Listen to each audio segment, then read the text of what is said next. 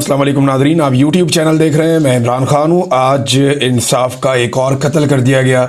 इमरान खान साहब को तोशाखाना 2 के केस में भी सज़ा सुना दी गई है। पहले देखें हुआ क्या है, इसकी टाइमलाइन देख लें आप। इमरान खान साहब की जो वकला की टीम है उन्हें इन्फॉर्म किया जाता है रात को 8 बजे कि सुबह जनाब तोशाखाना वाला केस लगेगा। बार बार ये केस इससे पहले लगता रहा, कैंसिल होता रहा, तो कन्फर्मेशन थी नहीं। लेकिन रात को कंफर्म किया जाता है सुबह केस लगेगा, आप फटाफट पहुंच जाएं। अब वकला जो है वो लाहौर में मौजूद है, कोई कहीं मौजूद है, तो सब लोग भागम दौड़ जो है वो कुछ भी करके, धुंध बहुत ज़्यादा थी, इसके बावजूद इस्लामाबाद पहुंच गए। फैमिली को अंदर नहीं जाने दिया गया और मखसूस लोगों को अंदर ले जाया गया। वकला को भी अंदर नहीं जाने दिया गया, सिर्फ सलमान सफदर साहब को अंदर जाने की इजाज़त मिली। अंदर उन्होंने क्या देखा और जो बाकी लोग हैं सोर्सेज वो क्या बताते हैं कि इमरान खान साहब और बुशरा बीबी जो है वो जो अदालत बनाई गई है अडियाला जेल में वहां पे मौजूद थे। जज शाहरुख अर्जुमंद वो जज साहब की कुर्सी पे आकर बैठ गए और अभी इस केस के अंदर मजीद कुछ दलाइल और मजीद कुछ शवाहिद सुने जाने थे। यानी अभी केस बाकी था, ऐसा नहीं था कि केस मुकम्मल हो गया। पहले नॉर्मली ये होता है कि अदालत केस को सुनती है, दोनों तरफ के दलाइल सुनती है और दोनों तरफ के गवाहान को सुनने के बाद अदालत किसी नतीजे पर पहुंचती है और फैसला महफूज करती है। बाद में आकर फैसला सुना दिया जाता है, नॉर्मली ये होता है। लेकिन यहाँ पे बड़े अजीबोगरीब तरीके से और उजलत में अचानक जज साहब ने फैसला सुनाना शुरू कर दिया। जो ऐनी शाहिदीन है उनमें से कुछ ने यह बताया कि इमरान खान साहब को जब बुलाया गया तो इमरान खान साहब नहीं उठे और इमरान खान साहब मुस्कुरा रहे थे, वो बुशरा बीबी से बातचीत कर रहे थे और जज ने फैसला सुनाना शुरू कर दिया। इमरान खान साहब मुस्कुराते रहे और जज साहब फैसला सुनाते रहे। जज साहब का जो फैसला है ये टोटल 59 सफ़हात पर मुश्तमिल है और 32 इसके पैराग्राफ हैं और जज साहब ने इमरान खान को और बुशरा बीबी को 17 साल की मजीद सज़ा सुना दी है। लेकिन उन्होंने आखिरी पैराग्राफ में लिखा कि जनाब इनमें से एक खातून है और एक की उम्र ज़्यादा है, लिहाजा मैं लिहाज कर रहा हूँ। ये लिहाज करते हुए उन्होंने तोशाखाना से तोहफा लेने पर इमरान खान को और बुशरा बीबी को 17 साल सजा सुना दी। और ये बात याद रखिएगा कि तोशाखाना का केस ऐसे नहीं है। पहले तो आप ये देख लें कि सजा सुनाई और उसके बाद इमरान खान साहब के साथ मैन हैंडलिंग की गई उनकी अहलिया के साथ। और ये बात इमरान खान साहब की बहनों ने जो इन्फॉर्मेशन बाहर आई उसकी बुनियाद पर कहा कि उन्हें बाकायदा धकेला गया। वहाँ पे जेल के अंदर पुलिस की भारी नफरी वहाँ पे मौजूद थी और सलमान सफदर साहब को भी मैन हैंडल किया गया, उन्हें भी खींचातानी की गई ताकि इमरान खान साहब कोई ज़्यादा पैगाम दे ना सकें। इमरान खान साहब ने जो पैगाम भिजवाया उनकी बहन की ज़ुबानी वो क्या है ये मैं आपको पहले बता देता हूँ, फिर बाकी चीज़ें मैं आपके सामने रखता हूँ। अलीमा खानम कहती हैं कि आज मैं आपको बताना चाहती हूँ कि जैसे सलमान सफदर ने रात को हमें फ़ोन किया, धुंध थी, मैं यहाँ थी, बहनें लाहौर में थी, कज़न भी लाहौर में थे, तो जनाब ये बड़ी मुश्किल से वहाँ पे पहुँचे।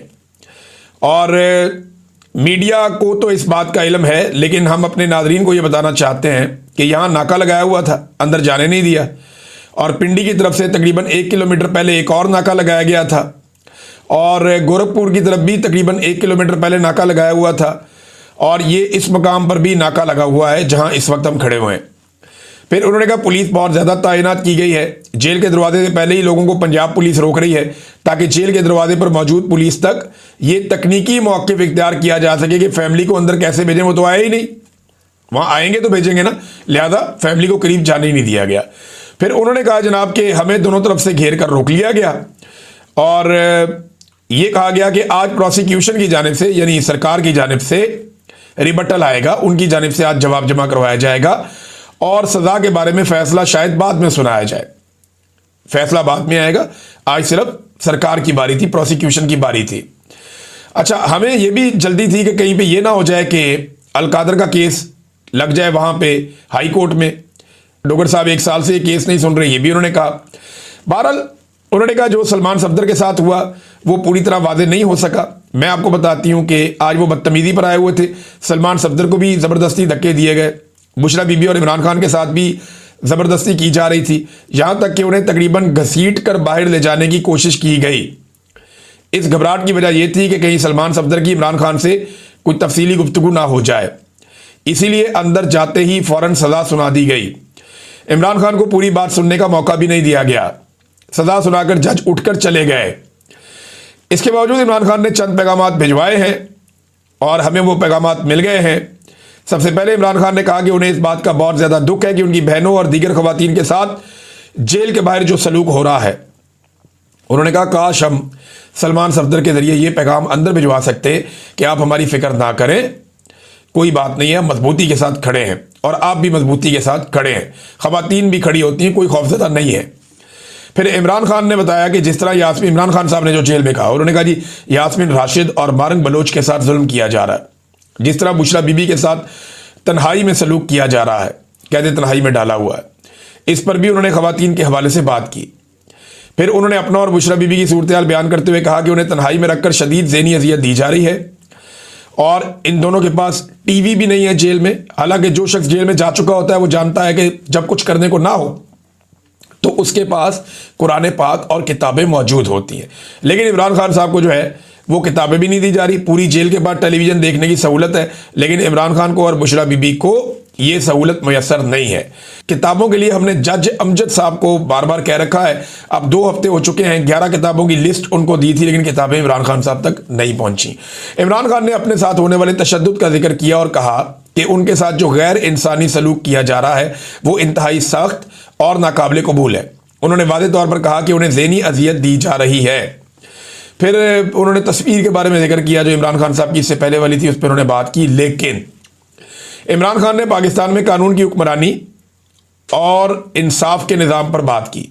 उन्होंने कहा कि इस वक्त जो जजेस हक के लिए खड़े हो गए हैं वो पाकिस्तान के हीरोज़ हैं। याद रखें तारीख में एक बाब 2007 में भी गुजरा था जब डिक्टेटर के साथ बहुत सारे जजेस खड़े हो गए थे जिन्हें पीसीओ जजेस कहा जाता था, जबकि जो जजेस उस डिक्टेटर के खिलाफ खड़े हुए थे उन्हें हीरोज़ माना जाता था और आज तक उन्हें हीरो ही समझा जाता है। आज भी वो जजेस जो इस निज़ाम के खिलाफ खड़े हैं, जिसे ये लोग दफन कर रहे हैं, और जो कानून की हुक्मरानी के लिए डटे हुए हैं जो जजेस, इमरान खान के मुताबिक वो पाकिस्तान के हीरोज़ हैं। और ये पीसीओ जजेस हैं जो हुक्मरानों के अहकामात पर फैसले लिख कर दे रहे हैं, जैसे कि आज जज ने लिख कर दिया। वही पीसीओ जजेस हैं। कौम को ज़मीर वाले जजेस और बेज़मीर जजेस में फ़र्क करना होगा, क्योंकि इस वक्त पाकिस्तान में जुल्म का निज़ाम का साथ देने वाले यही पीसीओ जजेस हैं। यानी इन जजेस को उन्होंने एक मरतबा फिर पीसीओ जजेस करार दिया। फिर इमरान खान साहब ने कहा कि जब मैं किसी शख्स का नाम लेता हूं तो अपनी फ़ौज के बारे में कहते हैं कि फ़ौज को कह रहा हूं, नहीं, ये फ़ौज मेरी है, ये पाकिस्तान की फ़ौज है और मैंने कभी भी इसके खिलाफ बात नहीं की है, मैं इदारे के खिलाफ कभी नहीं बोला। फ़ौज मेरी है और ये कौम की फ़ौज है। इसके बावजूद ये कहा जाता है कि इमरान खान ने इदारों पे हमला किया। इमरान खान ने ये बात अखबारात में यानी पढ़ी, उन्होंने कहा, ये अखबार में इमरान खान साहब ने पढ़ा कि उनके ऊपर इल्ज़ाम लगाया जाता है कि इमरान खान साहब इदारों पे हमला कर रहे हैं। तो इमरान खान साहब ने दोबारा कहा कि ये मेरी फ़ौज है, मैं एक बार फिर दोहरा रही हूँ, ये पाकिस्तान की फ़ौज है और मैंने इसके खिलाफ आज तक कोई बात नहीं की, ये इमरान खान ने कहा है। लेकिन इसके साथ इमरान खान ने कहा कि जेल में मेरे साथ और बुशरा बीबी के साथ जो कुछ हो रहा है उसका जिम्मेदार एक कर्नल है। उन्होंने ये भी कहा कि जब मैं आसिम मुनीर का नाम लेता हूं तो मैं एक फ़र्द का नाम लेता हूं, वो कोई वोट लेकर पाकिस्तान पर नहीं बैठा, ना ही किसी रेफरेंडम के जरिए इक़्तिदार में आया है। जैसा कि मैं पहले भी कह चुकी हूं कि उन्होंने ये लफ्ज़ इस्तेमाल नहीं किया, बल्कि मैं कह रही हूं कि वो एक सरकारी मुलाजिम है और आप पूरी फ़ौज को इस एक शख्स के बराबर नहीं ठहरा सकते। जिस तरह आज आप मुशर्रफ का नाम लेते हैं, माजी में ज़ियाउल हक का कहते थे, तो पूरी फ़ौज को आप नहीं कहते थे, आप इन डिक्टेटरों को कहते थे। जब आप मुशर्रफ का नाम लेते हैं तो कभी नहीं कहते कि पूरी फ़ौज ख़राब थी, बल्कि हमेशा ये कहते हैं मुशर्रफ एक डिक्टेटर था। इसी तरह ज़ियाउल हक एक डिक्टेटर था और इसने जमहूरी निज़ाम को तबाह किया। तो अगर आज आप आसिम मुनीर का नाम लेते हैं क्योंकि इस वक्त वो पाकिस्तान के इंचार्ज हैं, तो इमरान खान कहते हैं कि मैं अपनी फ़ौज के साथ हूँ, लेकिन मेरे साथ जो जुल्म हो रहा है वो आसिम मुनीर के अहकामात और कानून के तहत हो रहा है। ये बात वाज़ेह हो गई है। इसके बाद इमरान खान ने कहा कि मेरे जो केसेस हैं, जैसा कि उन्होंने सलमान सफदर को भी कहा कि आप मेरे केसेस अब जाके हाई कोर्ट में लगवाएं, जो भी तरीक़ाकार हो, जजेस के हालात जो भी हों या अदालतों के मामला जो भी हों, आप हमारे केसेस को आगे बढ़ाएं। उन्होंने ये भी कहा कि रूल ऑफ लॉ के लिए इस वक्त वकला पर बहुत बड़ी जिम्मेदारी आयद होती है। उन्होंने ILF को कहा कि वकला मजबूती से आगे बढ़ें। ये पैगाम सलमान अकरम राजा साहब को भी दिया गया है कि इस वक्त फ्रंट फुट पर आकर जो मरकजी किरदार है वो ILF को अदा करना होगा। फिर इमरान खान ने एक पैगाम सुहेल अफरीदी के लिए दिया।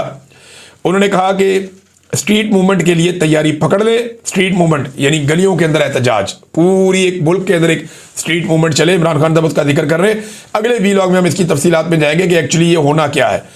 उन्होंने कहा जी स्ट्रीट मूवमेंट के लिए तैयारी पकड़े। उन्होंने वादे तौर पर कहा कि स्ट्रीट मूवमेंट के लिए तैयारी करें। और आखिर में इमरान खान ने जो सबसे अहम बात है वो कही थी, जिद्दोजहद इबादत है और मैं शहादत के लिए तैयार हूं। ये जनाब इमरान खान साहब का स्टेटमेंट है जो उन्होंने जेल के अंदर दिया। अब ये केस इस वक्त क्यों सुनाया गया, लेकिन ना किसी को भी नहीं पता था आज फैसला सुना दिया जाएगा। जज साहब लिखा लिखाया फैसला लेकर आए, आगे जज साहब ने सुना दिया। क्यों? ये मामला किसी और तरह भी आगे बढ़ सकता था, लेकिन पाकिस्तान में मिलिट्री एस्टेब्लिशमेंट या खास तौर पे आसिम मुनीर साहब वो ये नहीं चाहते कि इमरान खान साहब की जेल के अंदर से बातें बाहर आए। उन्होंने इमरान खान साहब को कैदे तन्हाई में रखा हुआ है और एक जरिया इमरान खान साहब का होता था कि जब अदालत में केस चलता था, जो अडियाला के अंदर बनाई गई अदालत है, तो वहां पे जो बातचीत करते थे वो बाहर आ जाती थी। आज वो रास्ता भी आसिम मुनीर साहब ने बंद कर दिया। अब मुमकिन है इमरान खान साहब की जेल को शिफ्ट कर दिया जाए, क्योंकि इस्लामाबाद में इमरान खान साहब पे ऐसा कोई केस तो है नहीं जिसके लिए उन्हें लाना पड़े बार बार या जज को आना पड़े। लिहाजा ये फैसला सुना दिया गया। इस पर पाकिस्तान तहरीक इंसाफ ने अपना रद्द अमल भी दिया है और कुछ बड़ी इंपॉर्टेंट चीजें पाकिस्तान तहरीक इंसाफ ने बताई हैं। उन्होंने कहा जी ये इतनी भारी सजाएं दे दी है, सियासी इंतकाम है ये और कुछ नहीं है। ये लिखा लिखाया फैसला है जो अदालत ने लाकर सुना दिया। कोई कानूनी तकाजे पूरे नहीं किए गए और इस्तगासा के जितने गवाह थे हुकूमत की जानिब से वो झूठे साबित हो चुके हैं। ब्रिगेडियर अहमद और कर्नल रेहान इन्होंने तस्लीम किया कि तोशाखाना से लिए गए तहाइफ का मुकम्मल रिकॉर्ड और दस्तावेजात मौजूद हैं। जो एक कलीदी और बुनियादी गवाह था अदालत में मुकम्मल तौर पर डिस्क्रेडिट हो चुका है। यह केस बहुत पहले खत्म हो जाना चाहिए था। इस केस का चलना ही गैर कानूनी था। सजा सुनाना तो बहुत दूर की बात है। फिर उन्होंने कहा तोशाखाना 2 में दी जाने वाली सजा एक ही इल्जाम पर दूसरी बार सजा है, यानी इसी केस में पहले सजा हो चुकी है, अब दोबारा इसी केस में सजा सुना दी गई। और ये पाकिस्तान के फौजदारी कानून की खिलाफ वर्जी है और इसकी कोई दूसरी मिसाल पाकिस्तान में मौजूद नहीं है।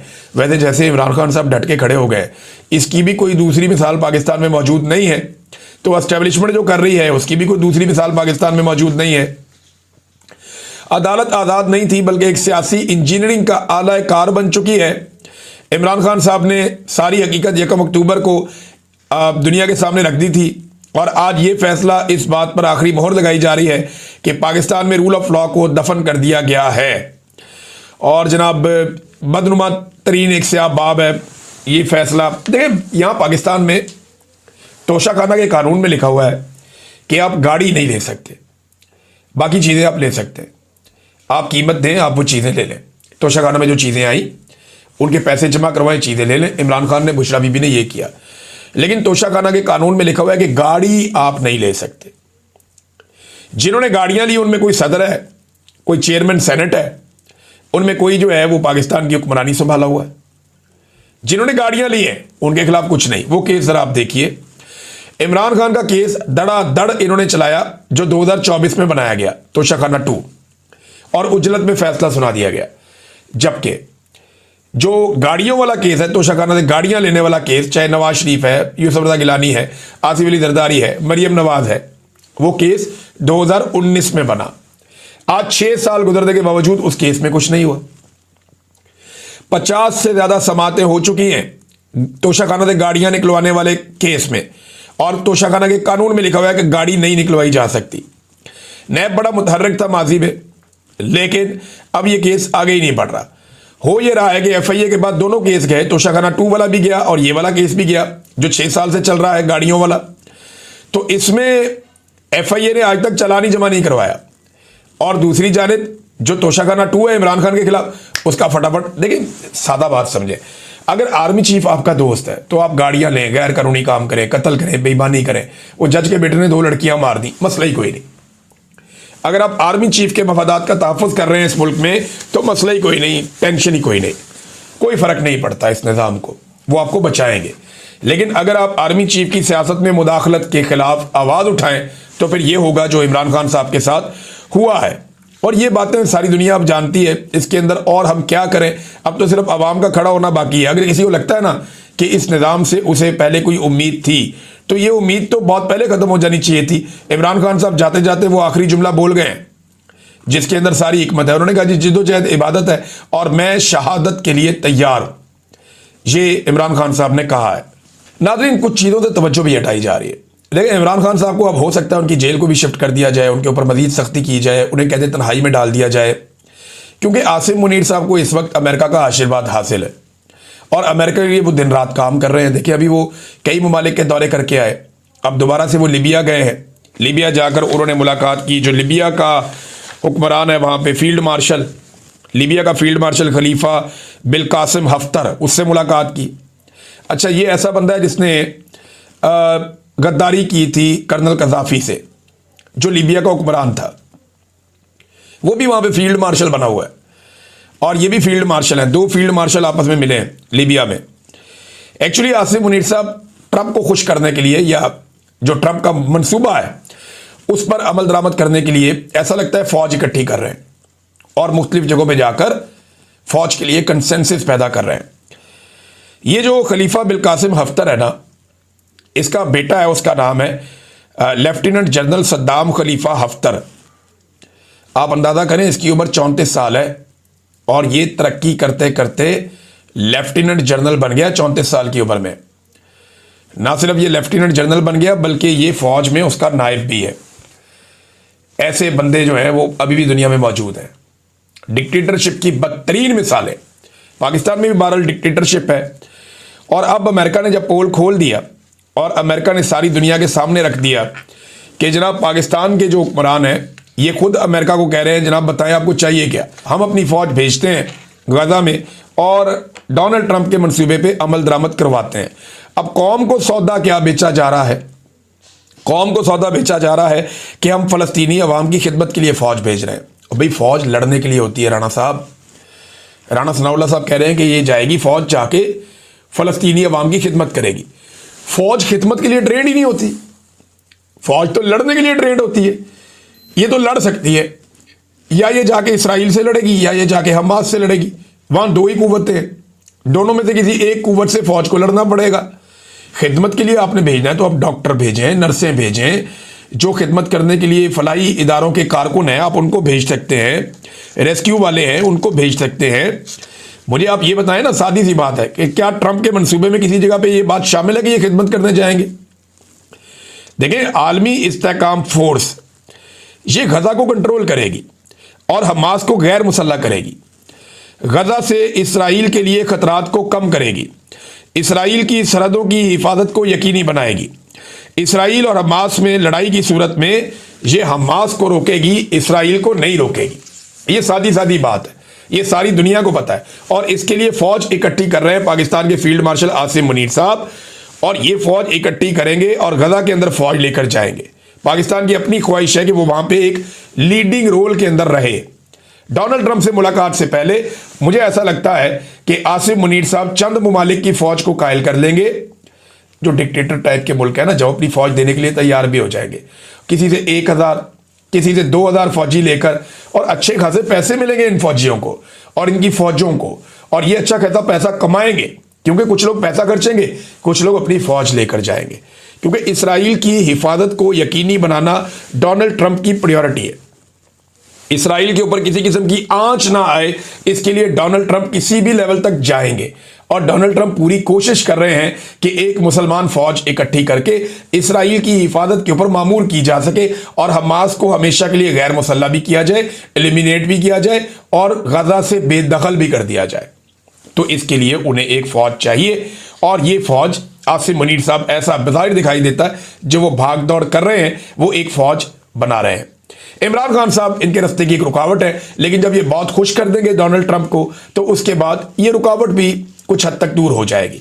पाकिस्तान की आवाम के पास वाहिद एक रास्ता है कि वो एक मूवमेंट खड़ी करे और एक बड़ी तहरीक खड़ी करे डिक्टेटर के खिलाफ, जैसे खड़ी की जाती है, और उसके नतीजे में मौजूदा निज़ाम को लपेट कर एक कानूनी और आईनी शक्ल में इंतखाबात के जरिए से नई हुकूमत आए। क्योंकि पिछले इंतखाब का जो इन्होंने हाल कर दिया है, उसके अंदर तो अब ऐसा लगता नहीं है कि वापसी हो सकेगी। DGISPR के बारे में खबर आई, दावा यह किया गया कि वो कॉमसेट यूनिवर्सिटी गए और उन्होंने वहां का दौरा किया। वहां जाके अपनी तकरीर के शुरू में ही उन्होंने इमरान खान को ज़हनी मरीज कह दिया। अब इसके ऊपर तलबा ने बड़ा सख्त रद्द अमल दिया। वहां पे लोगों को डर नहीं लगता ना, अब नौजवान बोलते हैं, वो बताते हैं, उन्होंने कहा जी आप पाकिस्तान के सबसे मकबूल पॉलिटिकल लीडर को कैसे आप इस तरह के अल्फाज से बुला सकते हैं। अब ये खबर जनाब वायरल हो गई है और इस हवाले से बहुत सारे लोग दावा कर रहे हैं कि DGISPR जब तशरीफ लेकर गए और जब वो वहां पहुंचे कॉमसेट यूनिवर्सिटी में तो उन्होंने इमरान खान साहब को ज़हनी मरीज कहा। अब इमरान खान साहब आसिम मुनीर को ज़हनी मरीज कहते हैं, लेकिन इस पे तलबा ने बड़ा सख्त रद्द-ए-अमल दिया और DGISPR को कहा कि आप इस कौम के सबसे मकबूल लीडर को कैसे इस तरह से मुखातिब कर सकते हैं। अंदाजा करें नाजरीन कि ये इस वक्त लेवल आ चुका है। कौमी कॉन्फ्रेंस जारी है इस्लामाबाद में, उसके हवाले से तफसीलात आ रही हैं। नेक्स्ट वीलॉग में आपके साथ शेयर करूंगा। अब तक के लिए इतना ही, अपना ख्याल रखिएगा, अपने इस चैनल का भी। अल्लाह हाफिज़।